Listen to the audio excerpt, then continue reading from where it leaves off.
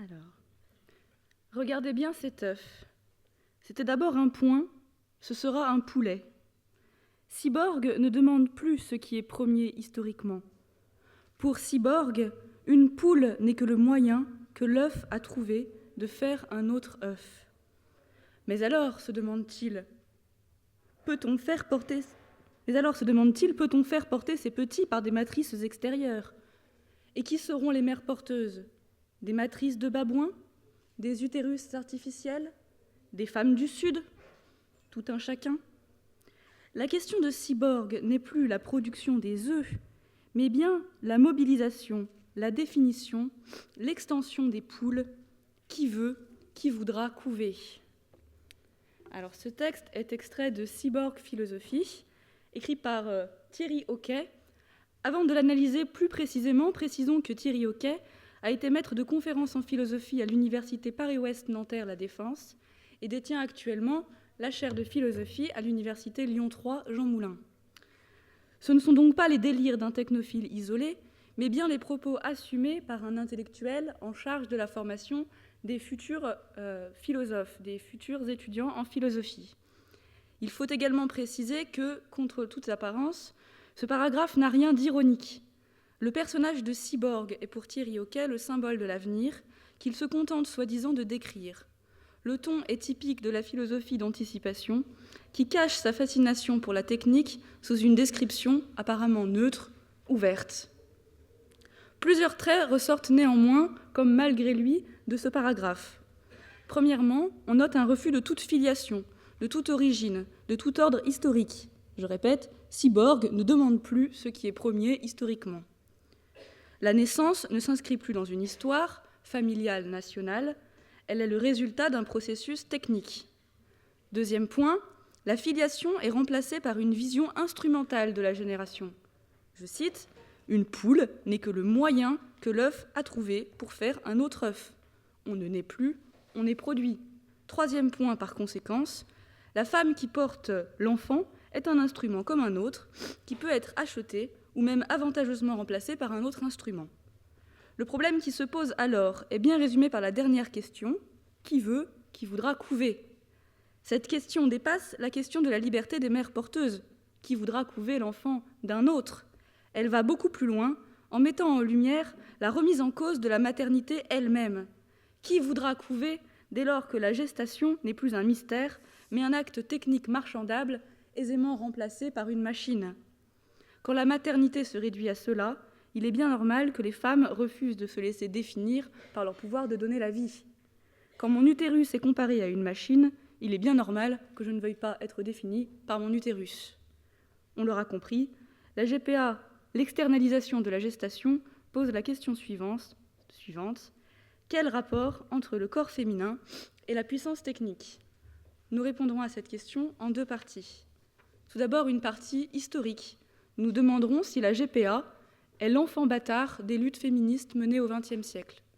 Deuxièmement, une partie d'anticipation que j'intitule pompeusement « De la naissance à la fabrication, le corps féminin comme premier territoire conquis par le transhumanisme ».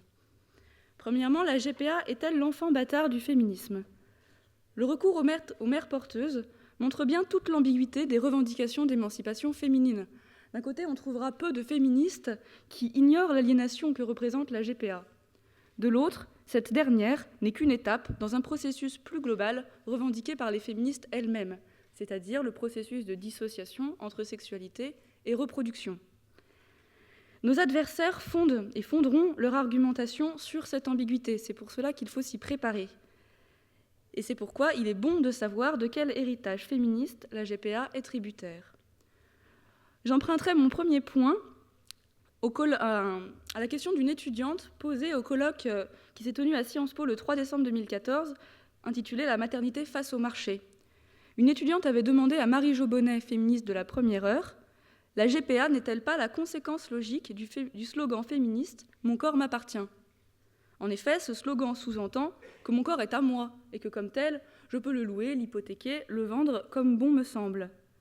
Et la réponse de Marie-Jo Bonnet, qui, rappelons-le, est une ancienne gouine rouge, vaut le détour, puisqu'elle explique qu'en réalité, Le problème consiste effectivement à considérer son corps comme un objet, un instrument, à être avec lui dans un rapport de propriété.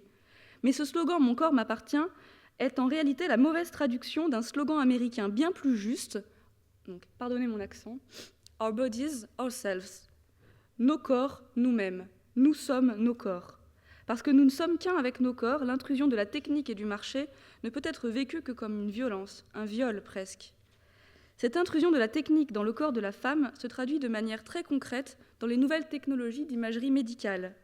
Le corps féminin, et particulièrement le corps de la femme enceinte, deviennent transparents. Le ventre n'est plus opaque, lieu du mystère, et même l'instant mystérieux de la fusion des gamètes peut aisément être reproduit en laboratoire. Entendons-nous bien, il ne s'agit pas de condamner ces techniques, tout comme il ne s'agit pas de contester le slogan « Our bodies, ourselves », mais de comprendre dans quel contexte s'inscrivent les nouvelles techniques de reproduction. La GPA, cette désacralisation de la naissance rabaissée au rang d'acte marchand, n'est possible et compréhensible que grâce à ces progrès techniques qui ont en effet constitué un véritable progrès dans la prise en charge de la grossesse et la compréhension du corps féminin. Mais le revers de cela est que la grossesse est réduite, comme le dit Henri Atlan, un célèbre biologiste et généticien, à un problème de tuyauterie très compliqué. Enfin, troisième héritage dont la GPA est tributaire, héritage paradoxal, puisque c'est celui des luttes féministes marxistes qui ont obtenu la reconnaissance de l'activité des femmes, notamment des femmes au foyer, comme un travail. C'est elles qui ont obtenu, à force de militer, la reconnaissance du travail de la femme au foyer. Le problème, c'est que dans ce contexte, la gestation peut être comprise elle-même comme un travail et par conséquent être encadrée juridiquement comme telle, c'est la soi-disant GPA éthique, et monnayée comme telle. D'où la fameuse phrase de Pierre Berger que l'on connaît tous, Pierre Berger, chantre du libéralisme, qui s'inscrit ironiquement dans une filiation marxiste. Pour résumer, la GPA est l'enfant monstrueux de luttes féministes légitimes. Premièrement, mon corps m'appartient devient mon corps est ma propriété. Le corps de la femme devient une chose, un bien monnayable. Deuxièmement, les techniques qui permettaient un meilleur accompagnement de la grossesse deviennent un instrument de contrôle et de manipulation du corps féminin. Le corps de la femme devient un matériau manipulable. Troisièmement, la reconnaissance du travail domestique devient réduction de la grossesse à une activité salariée parmi d'autres. Le corps féminin devient un instrument de travail. On voit bien ici en quoi la GPA est le résultat de l'emprise de la technique et du marché sur le corps féminin. Les deux sont indissociables, la technique et le marché, légitimés par le combat des féministes elles-mêmes. Là est la perversion. Et voilà pourquoi il est difficile d'argumenter contre les techniques de reproduction artificielle sans avoir l'air de remettre en cause le droit des femmes elles-mêmes à disposer de leur corps. Voilà l'argumentaire qu'on va devoir affronter dans les années qui viennent. Cela introduit mon deuxième point. Nous avons vu donc que la GPA était l'enfant paradoxal des luttes féministes de la deuxième moitié du XXe siècle. Mais qu'en est-il des féministes contemporaines ? Qu'en pensent-elles ? Il faut distinguer à ce propos deux courants opposés et rivaux. D'une part, l'écoféminisme, différentialiste et antitechniciste. D'autre part, le cyberféminisme, déconstructiviste et proche des courants transhumanistes. Alors, l'écoféminisme est né aux États-Unis et présuppose qu'il existe une essence féminine fondée sur la capacité de la femme à donner la vie. On pourrait schématiquement ranger dans cette catégorie des gens comme Sylviane Agacinski ou Nancy Houston, pour essayer de mettre des noms sur des concepts. Dans cette perspective, les écoféministes considèrent les nouvelles techniques de reproduction artificielle, de la PMA au clonage, comme une étape de plus dans le grand processus de domination masculine qui considère le corps de la femme comme une marchandise, une emprise toujours plus grande d'un pouvoir masculin, d'un pouvoir savant. L'utérus artificiel étant alors l'ultime des possessions que préfigure la GPA, puisque la GPA est déjà une externalisation de la gestation. Ce qui était l'apanage de la femme, la grossesse, devient un acte technique. Sa spécificité lui est volée et devient l'affaire des savants, ce qui donne à réfléchir quand on connaît l'effarante proportion d'hommes dans la recherche scientifique, plus de 80% aux États-Unis en 2012. On peut situer cette évolution dans une évolution plus large. On peut parler du fait que les sages-femmes ont été remplacées par les médecins, ou bien par le fait que la grossesse, qui était l'apanage de la femme, elle en est de plus en plus dépossédée à cause d'une grande surmédicalisation, qui la prive de son autonomie. Ce qui est intéressant dans l'approche des écoféministes, c'est qu'elle resitue la GPA et toutes les techniques de reproduction artificielle dans une perspective plus vaste qui prend en compte la manière dont est vécue la grossesse en général dans notre société. La GPA, les techniques de reproduction artificielle, influent sur toutes les grossesses, la mienne, la vôtre, en changeant le sens symbolique, la portée sociale. Alors, concernant cette accusation des écoféministes qui disent que la femme est de plus en plus réduite à une machine, il est bon d'entendre les objections qu'oppose à cette idée quelqu'un comme Monique Cantos-Perberg, qu'on pourrait, elle, ranger dans la catégorie des cyberféministes. Parce que c'est bien plus intéressant, en fait, de savoir ce que pensent nos adversaires que ce que pensent nos alliés. Alors, concernant cette assimilation du corps féminin à une machine, voilà ce qu'écrit Monique Cantos-Perberg. Quant à la comparaison de la mère porteuse avec une machine, il y a aussi de nombreuses raisons de la nuancer. Voyons ces raisons. Néanmoins, elle concède avant, la mère porteuse assure en effet la même fonction qu'une couveuse, qui est bien une machine. Mais là encore, la femme gestatrice est une machine d'un genre particulier. Merci Madame Cantos-Perberg. Pourquoi ? Elle peut en effet mettre un terme à la grossesse quand elle le souhaite, ce qui n'est pas le cas d'une machine. Elle peut garder son produit, si l'on peut dire, à savoir l'enfant pour elle-même, ce qu'une machine ne saurait faire. Enfin, on peut imaginer qu'elle prendra soin de cet enfant en ne compromettant pas la grossesse et, sans développer nécessairement des relations maternelles à son égard, elle lui sera liée par une certaine bienveillance, ce qui la distingue clairement d'une machine. Donc, après cet argumentaire, nous sommes effectivement convaincus que la GPA ne réduit pas la femme à une machine. Néanmoins, précisons que Monique Cantos-Perberg est l'ancienne directrice de l'ENS Ulm. Donc, c'est pas n'importe qui non plus. Bon. Alors, que reprochent les cyberféministes à l'écoféminisme ? Ils lui reprochent la chose suivante. L'écoféminisme fonde la féminité sur la maternité, tout en dénonçant le fait que la maternité ne soit plus l'apanage des femmes. Si donner la vie n'est plus un privilège féminin, peut-on encore fonder la féminité sur la maternité ? C'est sur ce constat que s'établissent les théories dites cyberféministes, sur lesquelles nous nous appesantirons davantage, car il est plus intéressant de connaître ses ennemis que ses amis. Qu'est-ce que le cyberféminisme ? C'est l'idée selon laquelle la technique est à même de libérer la femme des inégalités dont elle est victime, au premier rang desquelles, évidemment, la maternité. Écoutons encore Monique Cantos-Perberg, qui a le mérite d'être très claire sur la question, et qui dit, page 267 de son ouvrage « Naissance et liberté », le cas de l'ectogénèse, c'est-à-dire de l'utérus artificiel, est un objet de réflexion intéressant, car cette pratique, si elle devait voir le jour, permettrait d'établir une totale égalité entre les hommes et les femmes. Le rôle des femmes dans la procréation deviendrait en effet identique à celui des hommes. Libérées de la douleur de l'enfantement et des servitudes de la grossesse, les femmes pourraient avoir des enfants comme les hommes, sans préjudice pour leur carrière. Alors que les hommes réunissent dans leur carrière aussi bien que dans leur vie de famille, les femmes, à l'inverse, doivent souvent sacrifier leur vie professionnelle si elles souhaitent avoir des enfants. Pareille inégalité entre hommes et femmes serait gommée grâce à l'ectogénèse. La maternité serait comme la paternité, construite et non plus donnée par les corps. Le sexe du parent, qu'il soit homme ou femme, n'entraînerait aucun statut particulier quant à la grossesse. Et elle continue. Au moment de conclure ce chapitre consacré à la grossesse, il faut souligner que tous les problèmes moraux évoqués jusqu'ici disparaîtraient pour l'essentiel si la grossesse avait lieu dans un utérus artificiel. En particulier, l'ectogénèse permettrait de dépasser les difficultés morales que suscite la pratique des maternités de substitution lorsque les couples sont infertiles ou de même sexe. De plus, l'utérus artificiel permettrait d'esquiver les problèmes éthiques liés aux grossesses postérieures à la ménopause. Donc si l'on suit les propos de quelqu'un comme Monique Cantos-Perberg, la technique permettrait de libérer la femme et de compenser, par une technicisation toujours plus grande, les problèmes qu'entraîne cette même technicisation. Ainsi, pour les grossesses post-ménopause, la technique permet à des femmes de rester fécondes plus longtemps, grâce à la PMA. Mais le problème est que le corps d'une femme de 45 ans n'est plus adapté pour accueillir un fœtus. Donc la GPA permet de résoudre un problème qui ne se serait pas posé sans la première intervention technique qu'est la PMA. De même, l'utérus artificiel permettrait alors de résoudre les problèmes posés par la GPA. On voit bien que c'est un cercle sans fin. Coluche disait « Le mariage, c'est résoudre à deux des problèmes qu'on n'aurait jamais eus tout seul ».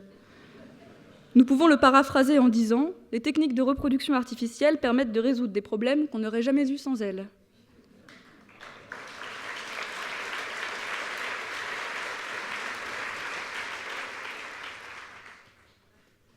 Bon, alors on me dit que j'ai plus que 2 minutes, donc je vais passer très rapidement à ma deuxième partie, qui est une partie d'anticipation. Qu'est-ce qui nous attend? Quel est l'après-GPA? Alors je vais vous le faire en très rapide. L'après-GPA, c'est l'utérus artificiel. L'utérus artificiel est-il un fantasme ou une réalité? Eh bien, on va écouter le spécialiste français de la question, Henri Atlan, qui a écrit un ouvrage en 2002 sur le sujet, intitulé « L'utérus artificiel », qui écrit, donc je cite Henri Atlan, « Contrairement aux essais de clonage, de parthénogenèse ou de bouturage d'organismes animaux, qui posent des questions fondamentalement difficiles quant à leurs possibilités théoriques, on ne touche ici à rien de fondamental du point de vue de la biologie du développement. Il ne s'agit, en forçant le trait, que d'un problème de tuyauterie très compliqué. » Alors, je vais faire très rapidement en vous disant quelles sont les dernières avancées en termes de recherche sur l'utérus artificiel. On peut évoquer en 2002 Hélène Hung-Ching Liu et son équipe de l'université de Cornell aux États-Unis qui ont tenté de reproduire l'implantation d'embryons humains dans une ébauche d'utérus artificiel. Les embryons introduits dans la cavité artificielle s'y sont attachés et ont commencé à se développer normalement. L'expérience a dû être interrompue au bout de 6 jours pour raisons légales. Au Japon, dès 1990, Yoshinori Kuwabara, de l'université de Tokyo, a fait se développer des fœtus de chèvre jusqu'à l'âge de 3 semaines, sachant que la durée de gestation d'une chèvre est de 5 mois. Il utilisait un liquide amniotique artificiel qui est encore utilisé aujourd'hui dans les services de néonatalité pour les grands prématurés. Pour ce qui est de la prise en charge de la grossesse, en gros, il y a 2 manières d'atteindre l'utérus artificiel. Augmenter la durée de vie des embryons au tout début de la grossesse, pour l'instant on n'arrive à les faire survivre que 5 jours, ou augmenter la survie des enfants à la fin de la grossesse, sachant que maintenant on arrive à prendre en charge les grands prématurés à partir de 5 mois de grossesse. Et en fait on rogne de plus en plus sur les 5 mois qui séparent le moment où on arrive à avoir des embryons en éprouvette et le moment où on arrive à avoir des fœtus en couveuse. Donc l'utérus artificiel en tout cas fait l'objet de recherches dans les laboratoires actuellement et ouvre des perspectives vertigineuses à la recherche. Pourquoi? Parce que si l'utérus artificiel existe, alors il n'y aura plus d'obstacles éthiques à la recherche sur le clonage et les manipulations génétiques appliquées aux embryons humains. Je précise, l'utérus artificiel en effet n'est qu'un élément dans l'emprise toujours plus grande que la technique acquiert sur la grossesse. En toile de fond, ce qui se joue également, c'est la capacité de l'homme à choisir les caractéristiques de sa descendance. Donc pour l'instant, grâce à ce qu'on appelle le DPI, le diagnostic préimplantatoire, et le DPN, le diagnostic prénatal, on peut supprimer des embryons avant qu'ils soient implantés ou après implantation, en fonction de certains critères qu'on appelle les marqueurs. Pour l'instant, il faut savoir qu'il y a 1500 marqueurs disponibles, au rang desquels le strabisme. Et dans un pays comme l'Angleterre, tous les ans, on autorise 400 nouveaux marqueurs, c'est-à-dire 400 nouvelles raisons de supprimer des embryons lors du diagnostic préimplantatoire ou prénatal. Il faut savoir que toutes ces innovations sont présentes déjà dans la GPA, puisque par principe, la GPA fonctionne sur une implantation artificielle. Mais la technique ne compte pas s'arrêter là, puisqu'on fait actuellement en laboratoire des tentatives de clonage. On peut citer ainsi les travaux de l'équipe du Yisheng Cheng de Shanghai, qui a réussi à produire des cellules souches viables à partir du transfert d'un noyau humain dans un ovule de lapine. On peut citer l'équipe coréenne de Woo-Suk Wang, qui a produit des cellules souches embryonnaires qui auraient pu être implantées par autoclonage. L'ovule énucléé, c'est-à-dire dont on avait ôté le noyau, provenait de la femme sur qui les cellules adultes donneuses de noyaux avaient été prélevées. Si l'embryon ainsi produit avait été implanté dans le ventre de la même femme, on aurait eu un cas de parthénogenèse, c'est-à-dire de reproduction de soi-même avec soi-même, ce qui est le fantasme qui guide toutes ces opérations. On arrive actuellement à transformer des cellules de souris en gamètes, en les reprogrammant. C'est ce qu'on appelle les cellules iPS. Pour l'instant, la seule limite à ces expérimentations est d'ordre éthique. On ne peut pas implanter ces embryons dans des corps de femmes, ni utiliser des ovules humains, en raison du traumatisme que constituerait le développement de fœtus possiblement monstrueux dans la chair d'un être doué de raison. Heureusement, je finis bientôt, vraiment, dans 1 minute. Mais, parce que heureusement, vous étiez inquiet de savoir qu'on pouvait mettre un frein à la science pour des raisons éthiques, mais tranquillisez-vous, Henri Atlan a la solution. Solution qu'il expose toujours dans son même ouvrage, je vous le cite. Pourtant, l'ectogenèse, l'utérus artificiel, là aussi, brouillerait considérablement les cartes. En effet, en permettant de se passer du corps d'une femme, elle permettrait de transférer directement ces pseudo-embryons dans des utérus artificiels.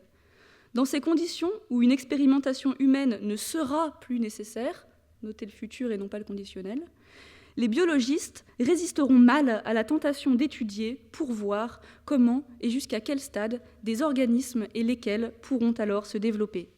Une telle étude, ne portant que sur des constructions artificielles en laboratoire, n'impliquerait en effet l'utilisation d'aucun sujet, notamment d'aucune femme, comme objet d'expérimentation, ni comme source de gamètes, ni comme lieu d'implantation utérine.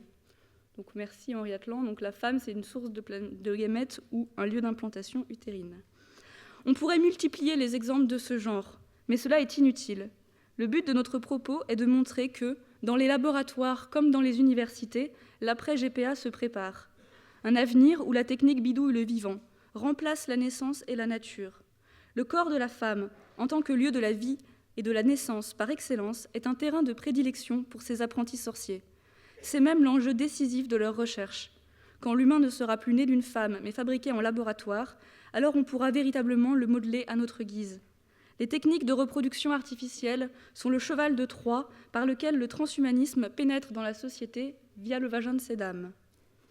Face à ce processus, vous trouverez peu d'auteurs aussi francs que ceux que je vous ai cités. Et encore, ceux-là même masquent leurs rêves transhumanistes sous un voile d'objectivité, sous des pourquoi pas qui ne disent rien, ou plutôt qui n'osent rien dire. Vous trouverez peu d'auteurs qui exposeront en quoi il est bon et souhaitable que la génération ne soit plus une affaire contingente, humaine, mais un processus maîtrisable, technique, rationnel. En revanche, vous trouverez des gens pour dire qu'il faut accompagner le progrès des sciences, interroger les possibles, ouvrir de nouvelles perspectives à la réflexion. Bref, des gens pour ne rien dire. Or, à ce type de progrès, il faut s'opposer de peur qu'il ne s'impose. On ne peut se contenter d'interroger la technique comme un objet neutre, une curiosité inoffensive, car peu à peu, elle imprègne nos modes de vie, modèle nos représentations, jusqu'à ce qu'il soit trop tard pour y renoncer. Les techniques de reproduction artificielle ne concernent pas seulement ceux qui y ont recours. Déjà, le simple fait que des chercheurs, des scientifiques et des philosophes parlent de matériaux génétiques à la place d'embryons, de lieux d'implantation à la place d'utérus, affecte profondément la manière dont notre société pense la grossesse, la place qu'elle lui réserve et la manière dont les femmes elles-mêmes finissent par vivre leur maternité. La technique n'est pas neutre, objet d'un choix libre de toute contrainte. Les progrès techniques et les représentations qu'ils charrient transforment même ceux qui les refusent les plus radicalement. Comment ? En les forçant à se définir contre elles. Le but du combat idéologique est alors de forcer nos interlocuteurs à prendre position, à sortir du pourquoi pas, à avouer leurs fantasmes dont les extraits que je vous ai lus ne sont malheureusement qu'un avant-goût. Je vous remercie.